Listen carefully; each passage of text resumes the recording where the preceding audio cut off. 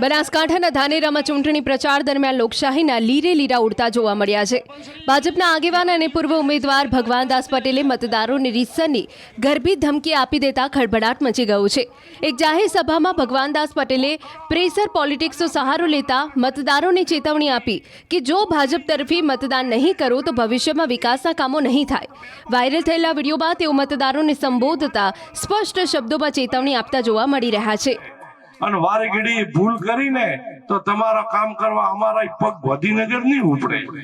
આ તમને સ્પષ્ટ કહું. આ વિવાદિત નિવેદનનો વિડીયો સોશિયલ મીડિયામાં વાયુવેગે વાયરલ થઈ રહ્યો છે. ધાનેરા તાલુકાના 87 તળાવો ભરવા માટે 150 કરોડના ખર્ચે પાઇપલાઇનો આવી ગઈ છે. પરંતુ જો તમે વારે ઘડીએ ભૂલ કરશો અને ભાજપને મત નહીં આપો તો અમારા પગ તમારા કામ માટે ગાંધીનગર સુધી નહીં ઉપડે.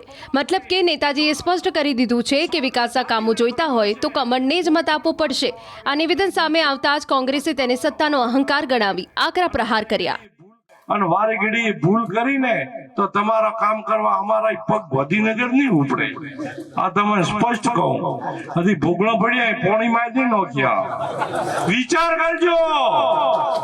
જો તમારું ભવિષ્ય, તમારી આવનારી પેઢીનું ભવિષ્ય જોતા હો, સુખાકારી તાલુકામાં જોતા હો તો ભારતીય જનતા પાર્ટી સિવાય કોઈનો વિચાર નહીં કરવાનો. અને કમળને જીતાડીને મોકલીએ. લોકોને ધમકી આપે કે ભૂંગળા નાખ્યા છે પણ અંદર પાણી નાખ્યું નહીં. જો તમે મત નહીં આપો તો પાણી નાખવામાં નહીં આવે. આવી ધમકી આપીને મત લેવા નીકળેલા લોકોને હવે પ્રજાએ ઓળખી લેવાની જરૂર છે.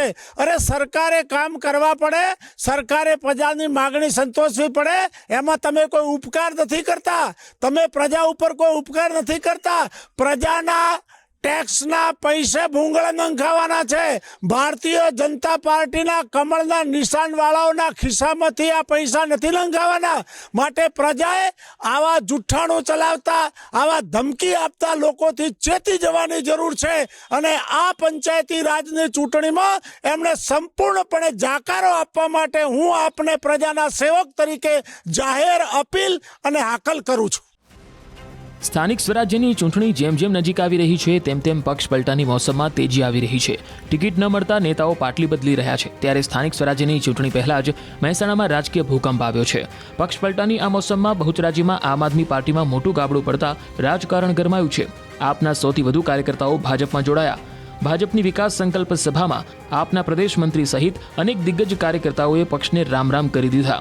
આપમાં ગાબડું પાડતા પ્રદેશ મંત્રી અને જિલ્લા કક્ષાના મજબૂત નેતાઓએ ભાજપનો ખેસ ધારણ કરી લીધો છે. જિલ્લા ભાજપ પ્રભારી ભરતભાઈ ડાંગર, ધારાસભ્ય સુખાજી ઠાકોર અને આગેવાન ભગાજીની હાજરીમાં આ તમામ કાર્યકર્તાઓનું ભવ્ય સ્વાગત કરવામાં આવ્યું. એક તરફ આપ પરિવર્તનના દાવા કરી રહી હતી, ત્યાં બીજી તરફ ચૂંટણી પહેલા જ તેના સેનાપતિઓએ પક્ષનો છેડો ફાડી ભાજપમાં ભળી જતા સ્થાનિક રાજકારણમાં ખળભળાટ મચી ગયો છે. હવે જોવાનું એ રહેશે કે કાર્યકર્તાઓની આ પીછેહટ બાદ બહુચરાજીમાં આપ પોતાનું અસ્તિત્વ ટકાવી શકશે કે કેમ.